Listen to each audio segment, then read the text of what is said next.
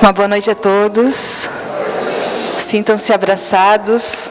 É a primeira vez que eu estou nessa casa numa segunda-feira, tantas pessoas. A gente trabalha na nossa casa, nosso cantinho lá, bem à vontade, né? E quando vem fazer visitas exteriores, a gente fica um pouco apreensivo.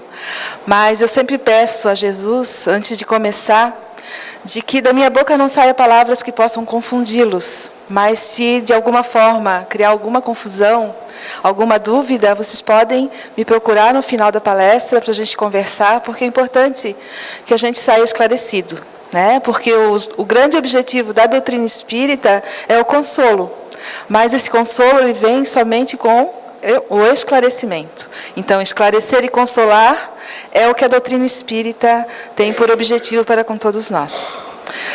Então, na noite de hoje, eu trago uma proposta que eu trabalhei no primeiro dia do ano na nossa casa, na virada do ano. Se tem uma época do ano que as pessoas se solidarizam mais umas com as outras, se confraternizam, se enche, né, de amor no coração, é o Natal. Né? As luzinhas do Natal, os pinheirinhos, todas aquelas simbologias do Natal nos promove um sentimento tão grande de fraternidade, que é o maior momento do ano, onde as pessoas realmente praticam a caridade, o amor ao próximo, de uma forma bem global. Mas ainda não é toda a população da Terra, né? São os cristãos, porque a gente sabe que muitas religiões que não são cristãs não aceitam ainda, né, o cristianismo, o próprio Natal. Mas se no Natal é uma parcela da humanidade que se confraterniza universalmente, no Ano Novo não. No Ano Novo acho que a maioria das pessoas no mundo estão nesse sentimento, né, de esperança, de uma vida nova, de dias melhores. E o primeiro dia do ano é a melhor época para a gente falar do tema que eu trouxe hoje para a gente refletir, que é a Era Nova. Só tirar aqui.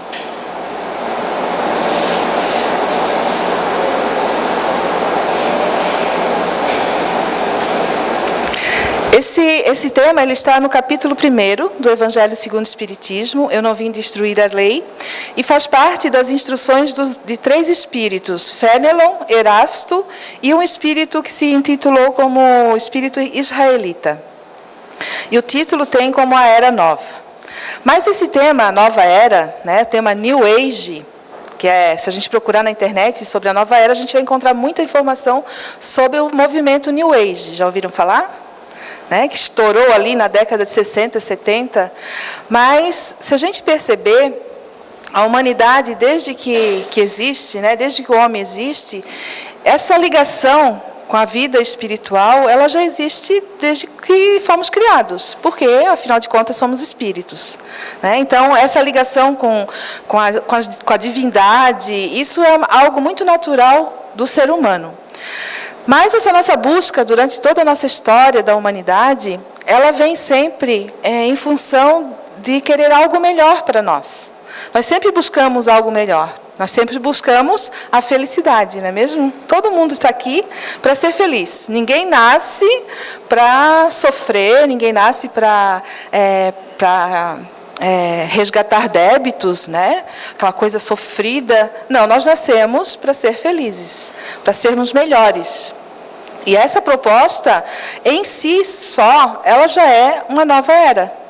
Porque se a gente observar, antes da vinda do Cristo, a população, né, o povo, ele esperava por um momento novo, uma nova era. Né? Bem antes, lá com Moisés, aquele povo sofrido, que era escravo, né, dos egípcios, também esperavam um momento novo, de liberdade. Então, a gente vive constantemente em busca dessa nova era, desse novo momento. E não seria diferente agora. Mas, para ilustrar o nosso início de conversa, como eu falei, quando a gente busca, né, essas informações, agora na internet, que a informação está ali o tempo todo, a gente vai encontrar inúmeros movimentos intitulados Nova Era.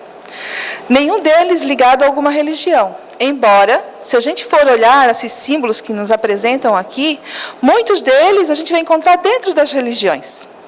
né? A própria astrologia, ela traz como a era ali, a partir do ano 0, que é a era cristã, né, para nós cristãos, a astrologia trata como a era de peixes, porque vocês sabem, né, os astrólogos estudam a posição das estrelas e criaram os signos no zodíaco e tal, e eles determinaram, né, nos seus estudos, que a era cristã é a era de peixes. Por isso, aquele símbolozinho ali do peixinho, né, para quem tinha uma curiosidade de saber o que significava, justamente por isso, pela era de peixes.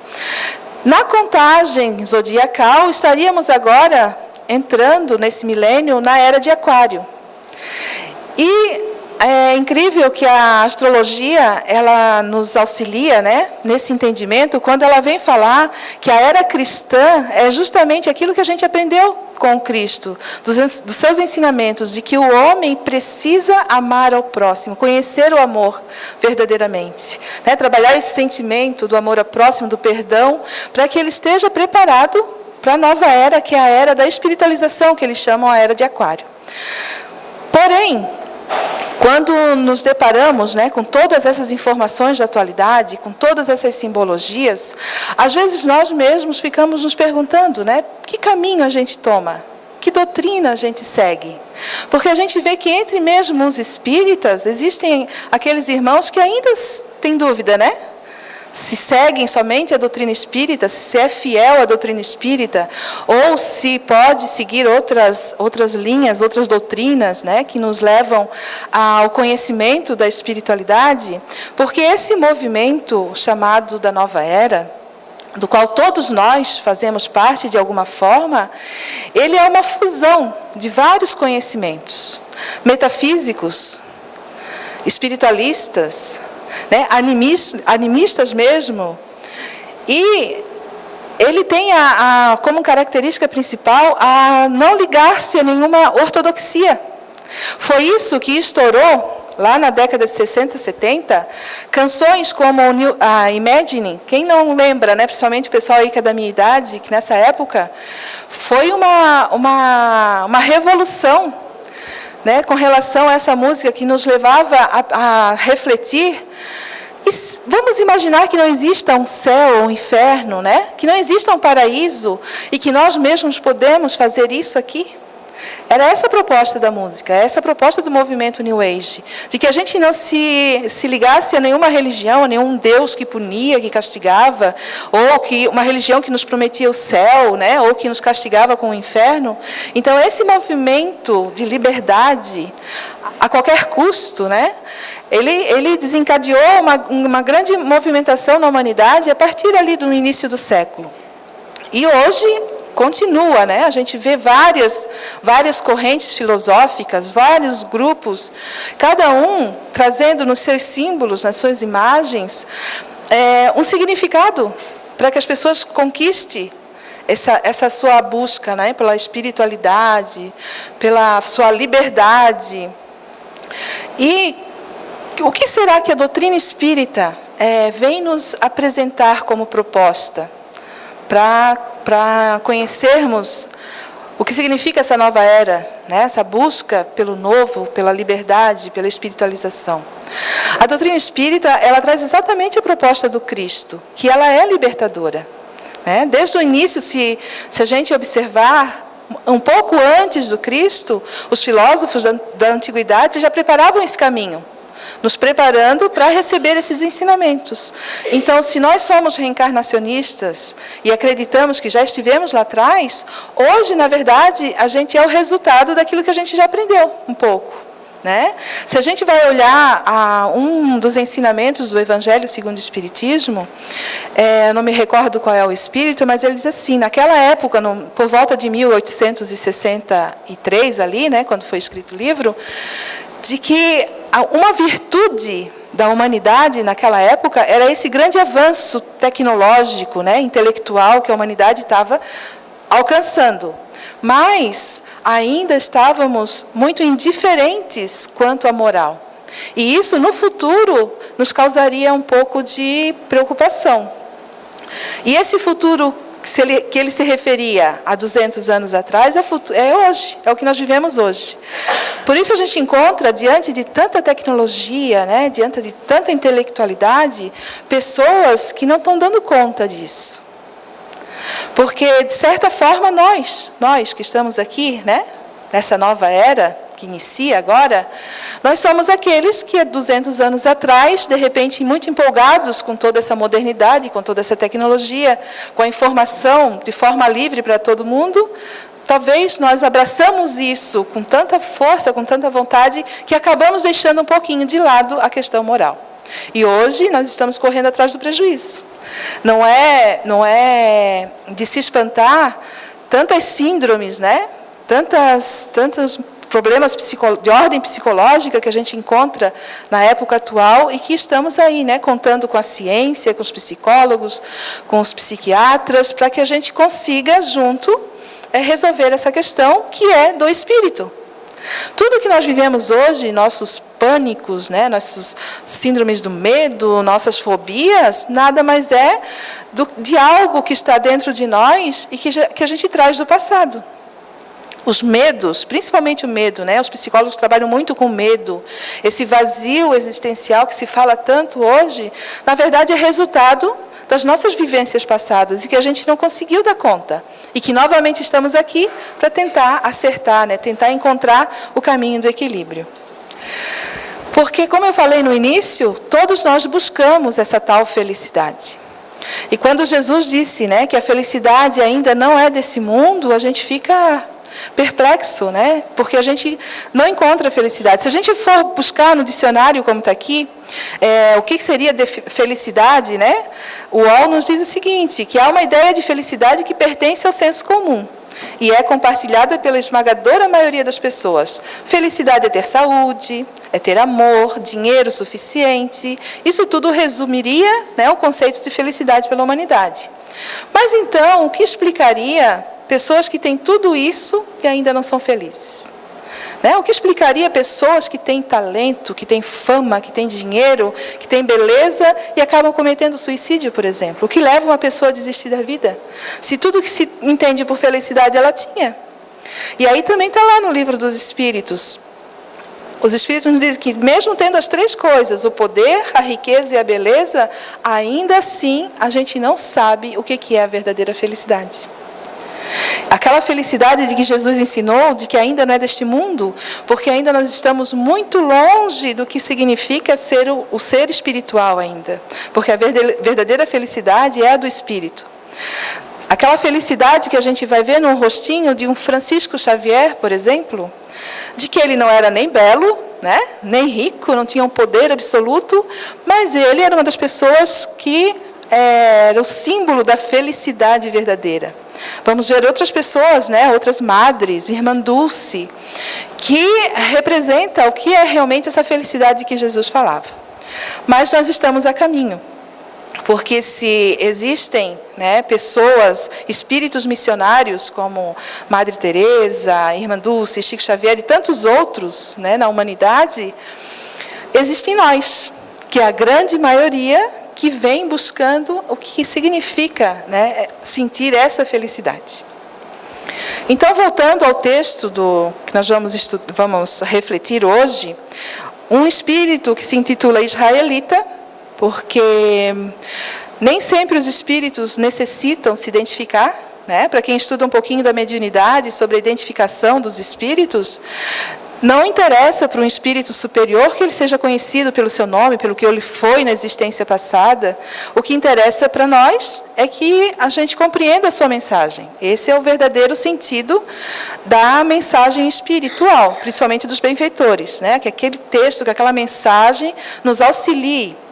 Então, nesse caso, o espírito israelita teve essa intenção, né?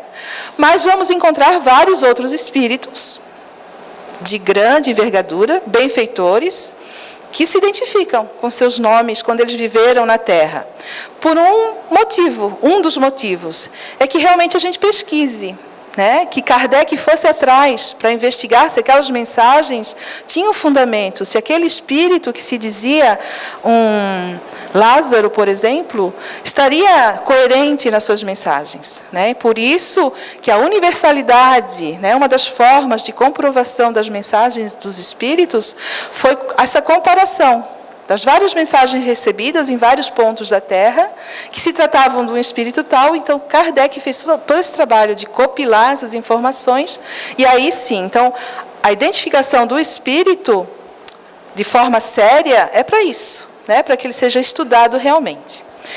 Então, esse espírito israelita diz o seguinte, que Deus é único, e Moisés é o espírito que Deus enviou em missão para o fazer conhecer.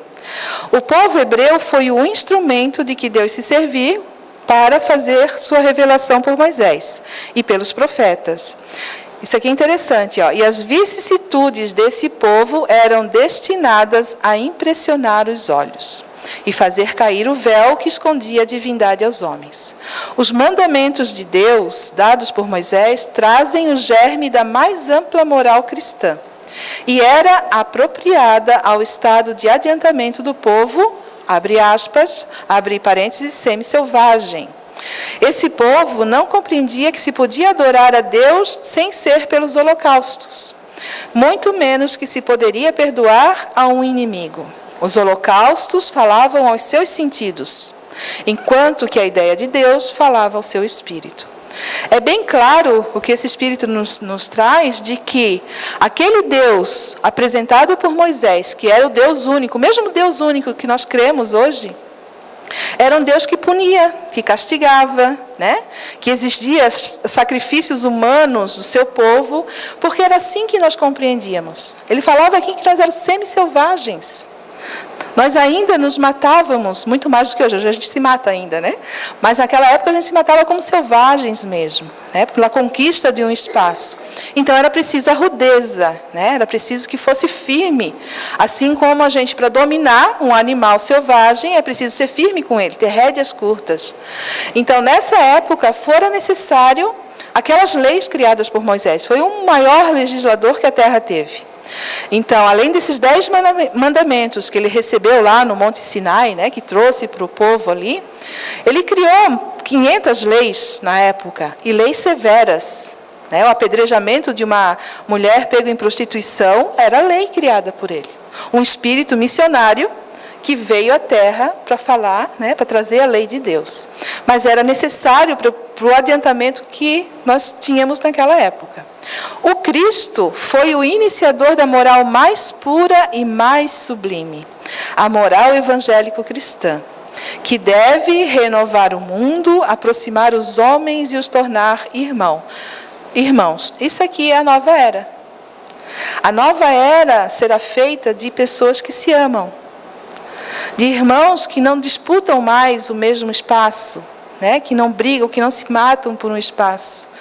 Quando o egoísmo não existir mais. Porque já é claro para todos nós que o egoísmo e o orgulho são as nossas chagas, né? Eu acho que isso a gente está cansado de ouvir. Eu acho que toda palestra se fala isso, né? Mas a gente já conseguiu se livrar do egoísmo? Conseguimos?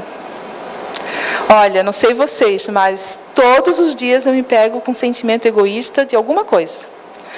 Ou é defendendo o meu filho de alguma coisa, é defendendo lá no meu local de trabalho um erro que eu cometi, que teve uma desculpa, né? Porque quando a gente comete o erro, a gente tem sempre uma desculpa, né? A gente não assume o erro.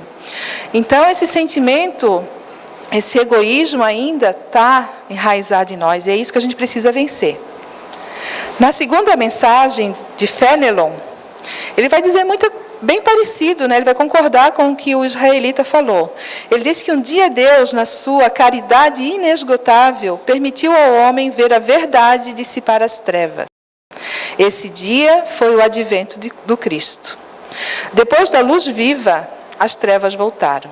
O mundo, depois das alternativas de verdade e de obscuridade, se perdeu de novo. Então, à semelhança dos profetas do Antigo Testamento, os Espíritos se põem a vos advertir. O mundo foi abalado em suas bases. O raio estourará, sede firmes. Ele está dizendo isso em 1861. Parece que a gente parou no tempo, não parece? Parece que de 1861 a gente está ainda abalado nas nossas bases, vivendo em guerra no mundo, e a gente não consegue ainda encontrar essa felicidade que Jesus ali falava. Né? Quando ele disse assim, que ele veio, a verdade veio dissipar as trevas, ele veio falar do amor, do perdão, da verdadeira vida que é espiritual.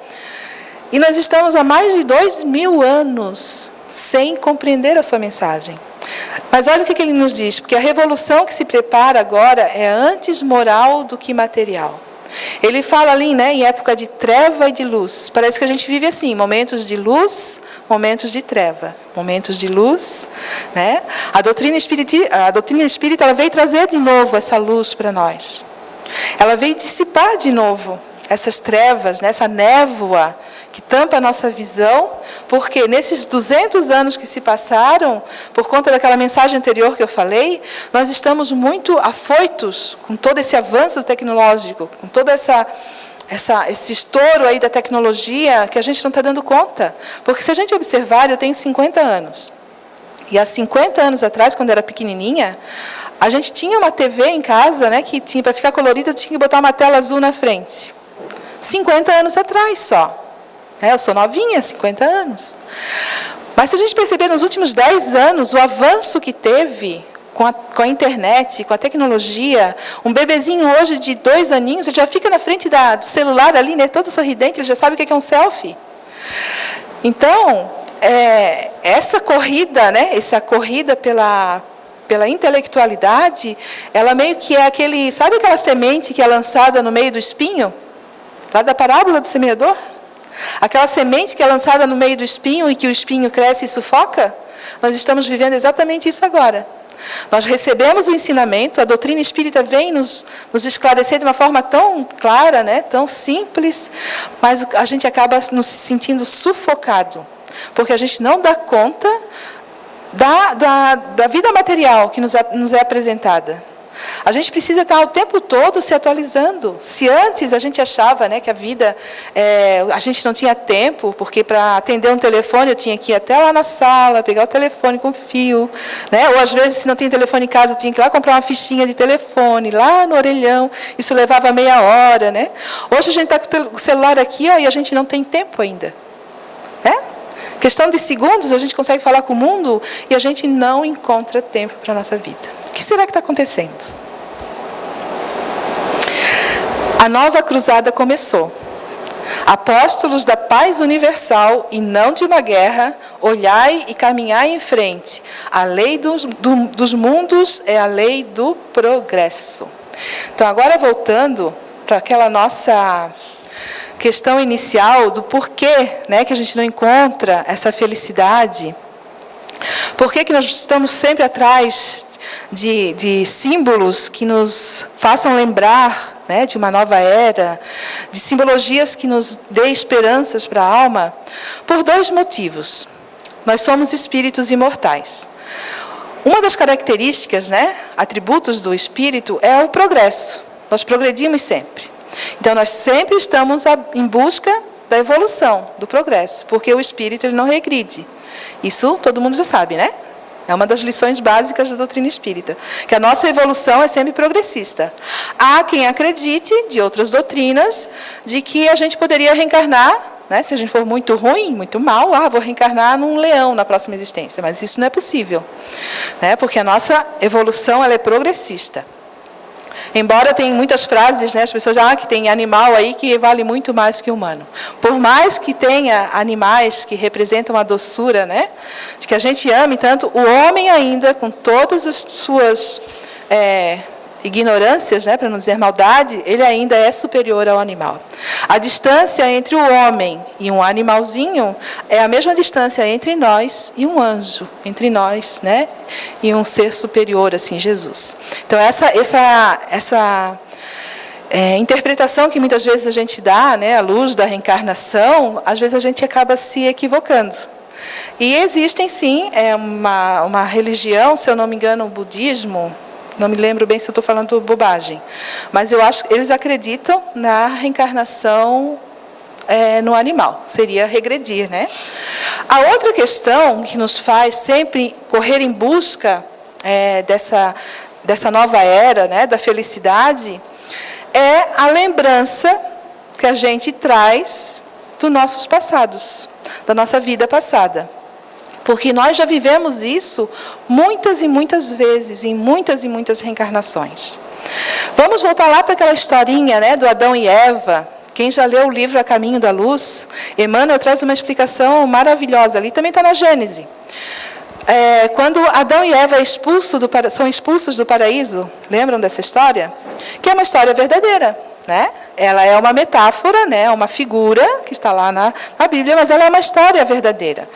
A geração de Adão e Eva realmente surgiu naquela época que está lá escrita na Bíblia. Mas os Espíritos nos contam que eles fazem parte de uma civilização, né? de um planeta que atingiu um grau de evolução onde esses espíritos eles não conseguiram acompanhar a evolução moral daquele planeta. Então, como uma forma deles contribuírem, né, na criação, continuarem a sua jornada e conseguirem se restabelecer com as leis divinas, Jesus os convida, aí a expulsão do paraíso, né, a reencarnarem, né? Na verdade, eles vão encarnar, porque quando encarnam num outro planeta é uma encarnação, a encarnarem no nosso mundo, no nosso planeta, para nos trazer o seu conhecimento. Então, a época ali que a Bíblia informa sobre a vinda de Adão e Eva, é justamente a época onde esses espíritos exilados de um planeta, de uma constelação chamada Capela, vêm para o nosso mundo nos trazer todo o seu conhecimento. E assim é conosco, né? Imaginemos nós agora, com toda essa modernidade que nós temos, né? Celularzinho na mão, de repente a gente desencarna e vai encarnar lá no mundo primitivo, lá no meio dos homens da caverna. Como que a gente ia se sentir? Porque o conhecimento nós temos, as vivências nós temos. De alguma forma, inconscientemente, porque a gente não ia conseguir lidar com todas as informações que a gente tem. Por que a gente esquece do nosso passado? Porque o que é necessário para essa vida, uma vida de 80, 100 anos aí, né? Quem viver bem, conseguir viver os seus 100 anos aí programados, a gente não ia dar conta de centenas de reencarnações do conhecimento que a gente adquiriu. Então, de alguma forma, a gente escolhe apenas aquilo que é necessário para essa existência. Só que no nosso arquivo espiritual está todas aquelas vivências que a gente teve no passado. Então, se vivemos há 200 anos atrás, a gente já tinha um pouco desse conhecimento, né? Então, nós já estamos buscando por essa nova era há muitos e muitos séculos. Então, isso faz com que nós sejamos esses viajantes do universo em busca dessa tal felicidade. E quando Jesus diz que ainda não é desse mundo, significa que ela vai ser, né? Ele diz que não é desse mundo, o meu reino ainda não é desse mundo, porque nós não conseguimos compreender ainda que o seu reino é feito de amor, de renúncia, né, de caridade. E aí a gente fica analisando, né, essa distância entre nós e Jesus, por exemplo, a gente acaba desanimando. Poxa, até atingir, né, a idade espiritual do Cristo, para poder viver o que ele viveu, ser exemplo daquilo que ele falava, né? Nesse mesmo livro A Caminho da Luz, acredito que a maioria de vocês também já conheça, Emmanuel fala que quando o nosso planeta foi formado, há 4 bilhões de anos atrás, Jesus já era um espírito que tinha a capacidade de planejar. Ele era o arquiteto do nosso planeta nessa época. Então, a gente pode ter uma noçãozinha básica, né, da idade espiritual do Cristo. E isso nos deixa numa distância tão grande dele, porque se a gente olhar essa escala aqui, didaticamente, né, elaborada por Allan Kardec, a espiritualidade, eu acho essa escala perfeita, ela nos traz um entendimento assim, nos colocando, nos situando mais ou menos na nossa evolução. E aí ele coloca ali que Jesus está lá na primeira classe dos espíritos puros, e que existe uma única classe nessa primeira ordem ali, que são os que alcançaram o grau supremo da perfeição e não precisam mais reencarnar. Jesus pertence a essa ordem que ele não precisaria reencarnar. Aí a gente já imagina o sacrifício que ele fez para estar conosco, há 2000 anos atrás apenas, né? Tendo toda essa evolução. Esse é só um dos sacrifícios que ele fez para estar conosco. Mas descendo um pouquinho mais, a gente vai encontrar na segunda ordem 4 classes de espíritos. Que começando ali, né, de baixo para cima, são os benevolentes, os sábios, de sabedoria e os superiores. Nessa classe, nessa ordem de espíritos, são aquele que a predominância do espírito sobre a matéria. O espírito predomina sobre a matéria. E o desejo do bem é único. Ele é só dividido em 4 classes porque existem os espíritos que se dedicam totalmente à bondade, esquecem de si mesmos, né? Então eles são os benevolentes. Os espíritos sábios que se dedicam à sabedoria, né? Ao conhecimento, mas em prol da humanidade, porque a gente vai encontrar na outra ordem ali os pseudo-sábios, que são aqueles que acham que sabem tudo, né? E usam da sua pseudo-sabedoria para humilhar o outro ainda, né? Então, já na terceira classe, os de sabedoria que unem a bondade e o saber, e os superiores que atingiram o grau máximo, né, dessa ordem e que já vislumbram a primeira ordem dos espíritos puros. Mas, na terceira ordem, né, salvo algumas exceções aqui dentro, que a gente não pode definir, olhando o rostinho de vocês, para mim são todos espíritos iluminados, né? Todos já com o pezinho ali na terceira ordem, na segunda ordem. Mas a grande maioria de nós nos encontramos ainda nessa terceira ordem dos espíritos imperfeitos. Sabe por quê? Porque se caracteriza pela predominância da matéria sobre o espírito e pela inclinação ao mal. Paulo de Tarso, né, um grande espírito, um grande divulgador do cristianismo, ele dizia assim: o mal que eu não quero fazer, eu acabo fazendo. E o bem que eu quero muito fazer, eu não consigo fazer. E olha que eu me identifiquei com isso, né? Porque a gente quer muito fazer o bem e acaba não fazendo. E ele diz assim, e quando a gente não faz o bem ainda, a gente está fazendo o mal. Olha só como é difícil, né? Como é complexo a gente avançar. O orgulho, o egoísmo e todas as más paixões lhe dão consequência. Têm intuição de Deus, mas não o compreendem. O seu caráter, olha só que interessante, é que revela a sua linguagem e o seu pensamento. Hoje, nós somos reflexo de nós mesmos, né? Não precisa o outro apontar os meus defeitos, porque isso é característica, nós apontamos muito o defeito do outro. Mas nós precisamos nos olhar no espelho, a gente vai saber. Não preciso fazer uma terapia de vidas passadas para saber qual é o meu karma do passado, por que aquela criatura lá em casa, meu Deus, eu não consigo entender o que há entre nós, vamos fazer uma terapia da vida passada para descobrir. Por isso Deus foi tão bom nos dando esquecimento. Porque a surpresa não poderia ser desagradável, né? Vai que na terapia da vida passada, tu descobre que tu foi o assassino daquele que está lá na tua casa para te reconciliar. Então Deus nos deu a bondade, né? A grande alegria de botar uma pedrinha temporária em cima do nosso passado para que a gente consiga ter forças para começar de novo. A cada nova encarnação, e a fila da reencarnação é enorme, por isso a gente devia agradecer cada dia que a gente acorda, né? Cada dia que a gente acorda, obrigada, meu Deus, que não foi dessa vez que eu voltei ainda, né? Vou ter mais um dia de oportunidade para fazer diferente. Porque a gente comete erros diariamente, né? Ninguém se engane, porque a gente errou muito no passado, erramos. Tem gente que vive com a culpa do passado, dos erros que cometeu, está lá no passado. Dizem as estatísticas que o nosso pensamento é preenchido com 90% do passado, não, 70% do passado, os outros 28% se preocupando com o futuro e 2% sobra assim para a nossa vida atual, que era a que a gente precisava se preocupar mais. Porque o meu futuro depende exatamente do que eu estou fazendo agora. Daqui a meia hora a gente vai sair da palestra, né? Daqui a meia hora mais ou menos. E a gente vai ser igual aquela sementinha que foi lançada no solo. Se o que a gente viu aqui, que a gente refletir um pouquinho, fazer sentido para mim, eu vou me esforçar para que os próximos 3 dias eu consiga ainda vivenciar isso. né? 3, 4 dias. Tem pessoas que conseguem uma semana ficar assim, bem zen, né? Com aquela proposta de chegar em casa, tentar fazer as pazes com quem eu saí brigado.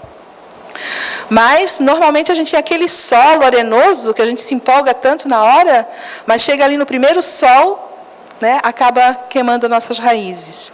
Então, o momento da gente buscar ser aquele solo fértil, onde os ensinamentos são semeados, né, e ele vai dar aquelas plantas maravilhosas, depende de cada um de nós. Porque por mais que a gente está aqui na frente, né? Hoje eu estou na função aqui de trazer uma informação. Porque é simples, né? A gente vai lá, estuda, pesquisa algumas obras. É muito fácil transmitir o conhecimento.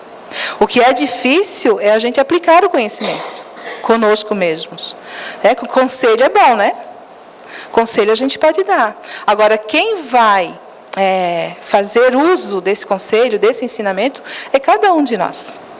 Então, eu sempre falo que quando... Outros palestrantes também falaram, porque eu acho que eu copiei essa frase de algum deles. Eu sempre falo que quando a gente dá o conselho, o primeiro a aprender com esse conselho deve ser a gente, né? Porque está mais perto da boca... Já ouviram isso, né? O que está mais perto da minha boca é o meu próprio ouvido. Então, assim, quando a gente quer educar, né? Porque a melhor forma de educar, não existe regra, né?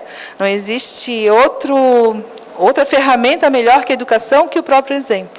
Então, que realmente a gente seja esse exemplo daquilo que a gente busca. Então, aí a gente vê nessa pirâmide. E quando eu digo que ela é didaticamente colocada, a gente vê que essa faixa amarela ali, ela é grande, né? Com relação à faixa laranja aqui, a mais escura, é grande com relação às outras duas faixas. Significa o quê? Aquilo que eu falei antes. Quantos milhares de anos a gente viveu na vida semi-selvagem? O Homo sapiens tem 30 mil anos, mais ou menos, né? Quem é bom aí de história. Quando a gente começou a adquirir a ciência, né, a sabedoria, começou a definir as coisas que a gente queria, mais ou menos 30 mil anos. Em apenas 200 anos, né, com a filosofia, com a ciência, a gente está agora despontando aí com a tecnologia, com a intelectualidade. Isso significa que a gente viveu muito tempo na materialidade. Nós vivemos muito tempo no egoísmo, na vida animal, né? De prover as nossas necessidades básicas. Então, agora é que a gente começa a vislumbrar o que é a vida espiritual. Graças a Deus, a doutrina espírita, através desses inúmeros espíritos que se dedicaram a nos trazer as informações, nós estamos tendo essa clareza. Porque hoje, a gente não precisa ter medo de dizer que vê espíritos, que ouve espíritos, né? Que vai na palestra espírita. Ninguém vai mais para a fogueira por isso. Mas, há pouco tempo atrás, quem dissesse que ouvia vozes, ia para uma fogueira ou ia para um hospício. Né? Então, olha só como a evolução ela é muito rápida agora. Então, para a gente conseguir dar um pulo, para nos tornarmos espíritos de segunda ordem, depende de nós. Nós estamos como dizem os antigos, a faca e o queijo na mão. Né? Depende de nós. E para nos aproximar, então, se Jesus está lá, a gente visualiza Jesus muito longe da gente alcançar ainda, a gente vai, então, buscar exemplos desses espíritos que vieram trazer as comunicações para nós. Santo Agostinho é um deles. Eu gosto muito de estudar Santo Agostinho, porque ele é um dos espíritos, é um dos maiores, né? Divulgadores da doutrina, um dos que mais trabalhou na codificação. Se a gente olhar nas obras, a maior parte das mensagens é dele. E Erasto diz assim, é a última mensagem desse tema. Santo Agostinho é um dos maiores divulgadores do Espiritismo. Ele se manifesta quase que por toda parte, quando em meio aos seus excessos, sentiu em sua alma essa vibração estranha que o chamava para si mesmo, e lhe fez compreender que a felicidade estava a lures, e não nos prazeres excitantes e fugidios, quando, enfim, ouviu ele também a voz santa lhe exclamar: Saulo, Saulo, por que me persegues? Tornando-se, então, um dos mais firmes sustentáculos do Evangelho. Então, Erasto faz uma analogia a Paulo de Tarso, que perseguia os cristãos, né, naquela época, e Jesus aparece para ele e diz por que ele perseguia ele. Da mesma forma, Santo Agostinho, quando chegou perto dos seus 30 anos, que ele vivia uma vida boemia mesmo, né?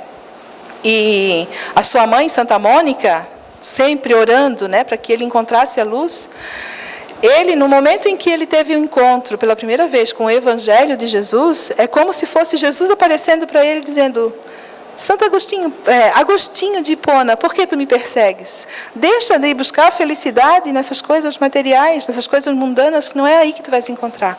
Bastou aquele insight ali, aquele contato com o Evangelho de Jesus para que despertasse o que ele realmente é. O Santo Agostinho é um dos grandes espíritos que, numa encarnação de homem da vida mundana, para um espírito de alta, de uma função muito grande dentro da Igreja Católica, foi numa única existência. Isso quer dizer que a qualquer momento nós podemos despertar também, porque está dentro de nós. Essa busca por ser uma pessoa melhor está dentro de cada um de nós. De Santo Agostinho, disse então o Papa Leão XIII, é um gênio vigoroso que, dominando todas as ciências humanas e divinas, ele combateu todos os erros do seu tempo. Então ele se tornou para a Igreja Católica, antes ele era um crítico, um grande crítico, ele não aceitava ainda a ortodoxia católica, ele tinha a sua própria convicção. Mas quando ele aceitou o Evangelho de Jesus e começou a trabalhar, ele foi um dos maiores trabalhadores da doutrina católica. Num dos seus livros, que foi escrito por ele mesmo, que se chama Confissões, ele coloca assim: estou persuadido de que minha mãe voltará a me visitar e me dar conselhos, revelando-me o que nos espera na vida futura. Como tantos outros, ele vê com os olhos do Espírito o que não via como homem. Diz, é uma nota de Kardec, aquele comentário de Erasto. Agora que o cristianismo lhe aparece em toda a sua pureza, pode ele, de certos pontos, sem deixar de ser o apóstolo cristão, sem renegar a sua fé, porque nele vê o cumprimento, fazer-se o propagador do espiritismo das coisas preditas. O que Kardec está dizendo aqui? Que ele não precisou deixar de ser o sacerdote da Igreja Católica para se manifestar através da doutrina espírita, trazendo os ensinamentos, os seus exemplos, mostrando toda a sua vivência e o que nós precisamos. Ele nos trouxe um grande ensinamento da doutrina que a gente sempre ouve em todas as palestras, do conhecimento de si mesmo, porque ele descobriu isso. Quando ele se conheceu realmente como esse espírito, porque esse livro Confissões, quem não teve a oportunidade de ler, pode ler, ele é totalmente espiritualizado, assim, ele vê com os olhos da alma, tudo que estava ali acontecendo, todos os ensinamentos do Cristo.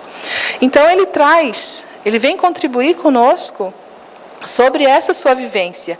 E aí Erasto diz: teria ele intenção de mentir, de nos enganar, revelando tudo aquilo que ele foi, tudo aquilo que ele viveu, para nos trazer, para nos confundir? Então isso fica como uma reflexão para nós, E aí ele se apresenta como sacerdote, assim como Joana de Ângeles se apresenta para Divaldo Pereira Franco vestida de freira.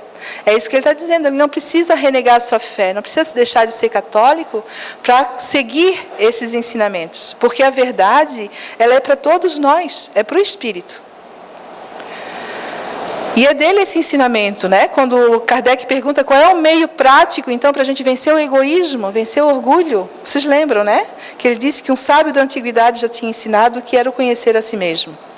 E aí, então, Kardec disse: mas como que a gente faz isso? Como que a gente consegue se conhecer a si mesmo? E aí ele usa o exemplo dele de novo. Fazei o que eu fazia quando vivi na terra, ao fim do dia, eu interrogava a minha consciência, passava a revista ao que fizera e perguntava a mim mesmo se não faltara algum dever, se ninguém tivera motivo para de mim se queixar. Foi assim que eu cheguei a me conhecer e a ver o que em mim precisava de reforma. Esse texto é lindo, é grande, No finalzinho ele diz assim: foi por isso que primeiro chamamos a vossa atenção por meio de fenômenos capazes de ferir-vos os sentidos. Da mesma forma que os homens lá do tempo de Moisés precisaram ser chamados a atenção pela força, pelo medo, pelo temor, Kardec precisou ser chamado a atenção através das mesas girantes, dos fenômenos mediúnicos, para chamar a atenção aos nossos sentidos. Mas hoje a gente não precisa de fenômeno mediúnico.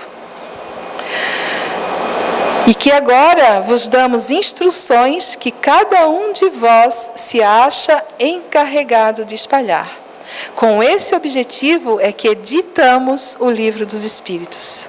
É belíssima essa mensagem, né? E esse grande objetivo, porque muitas pessoas ainda buscam a doutrina espírita pelo fenômeno, para impressionar os sentidos físicos, né? Mas não vai encontrar nada ali. Passou a curiosidade do fenômeno espiritual, não vai sobrar nada. Então, aquele que vem, né, a doutrina espírita em busca do conhecimento, esse vai ser aquela semente que caiu no solo fértil e que vai produzir. Então, como eu falei da Joana de Ângeles, a gente vai encerrar com ela, porque ele é um espírito magnífico também, que nos traz a psicologia do plano espiritual para nos auxiliar nessa nossa busca. E ela diz assim, que o espírito é o arquiteto seguro do próprio destino, por meio das condutas que se impõem. O trabalho é pessoal e intransferível, exigindo interesse consciente e pleno pela conquista da harmonia, antegozando passo a passo a alegria de cada degrau conquistado e daqueles que deverão ser vencidos. A ruptura das condições inquietadoras exigem decisão e terá que ser feita pelo próprio indivíduo. Então, fechando aquilo que a gente falou antes, por mais que as palavras sejam bonitas aqui na frente, por mais que a gente tenha uma literatura vasta de informações, quem vai ter que dar o primeiro passo somos nós. Né? Nós somos os arquitetos. Então, legal os símbolos, né? Que graça teria o Natal sem as luzinhas coloridas? Não tem graça, né? A gente espera, chega ali em novembro, todo mundo já quer enfeitar suas casas. Que graça teria passar o ano novo sem a roupa de branco? Não importam os símbolos, mas que esses símbolos não sejam a única coisa que a gente se apoie, porque senão a gente vai virar fanático daquilo, né? Então, Jesus, Moisés já combateu lá a adoração de imagem. Não combateu? Né? Mas assim ainda, né? Jesus veio falar sobre os cultos exteriores, porque o que importa é o que está no nosso coração. E hoje a gente não pode se prender, né? Então vamos ter lá nossos símbolos, vamos, né, fazer os nossos desenhos, fazer as nossas luzinhas de Natal. Esses 2 grandes feriados passaram, agora o próximo feriado qual é? Que vocês vão até fazer um estudo, né? O feriado do Carnaval. Que, embora, né, para a gente é uma data assim, preocupante, pela questão mesmo da vida espiritual, o que acontece no mundo espiritual durante o Carnaval, mas é um momento, uma oportunidade da gente parar para refletir. Muitas religiões, muitas igrejas, muitos grupos de jovens, nossos jovens terão um encontro de jovens nesse feriado. É um momento de refletir, de parar para a gente refletir sobre a nossa vida. Então, que consigamos fazer disso, porque os Espíritos nos disseram que a verdadeira religião é aquela que nos aproxima de Deus. Se uma religião vem com ritual, com uma simbologia que nos separa uns dos outros, então ela não é a verdadeira religião. Então, não importa o nome dessa religião, que ela nos promova a bondade. Né? A verdadeira religião é aquela que faz homens de bem. Então, que fica essa a nossa mensagem para a nova era. Que Deus nos abençoe e muito obrigada pela sua atenção.